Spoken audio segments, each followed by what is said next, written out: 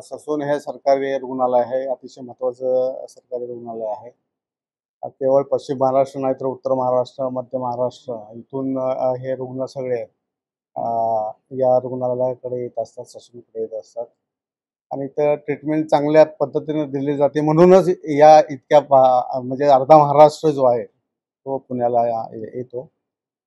तर अशा ह्या नावाजलेलं जे रुग्णालय आहे याच्यामध्ये ज्या 2 लोकांना आता अलीकडे अरिष्ट झाले ते अतिशय म्हणजे दुर्दैवी बाब आहे. असं व्हायला नाही पाहिजे, कारण जे काम करण्यासाठी आपण इथं येतो तेच काम केलं पाहिजे. ज्या कामाचा पगार मिळतो तेच काम आपण केलं पाहिजे.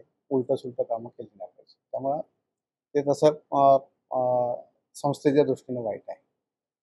डीन म्हणून यावर तुम्ही काही स्वतंत्रपणे कारवाई करणार आहात का तुमच्या अधिकार क्षेत्रात? हां, आता माझ्या अधिकार क्षेत्रामध्ये साधारणतः वर्ग 4 कर्मचारी जो आहे, तो माझ्या अधिकार क्षेत्रामध्ये आहे.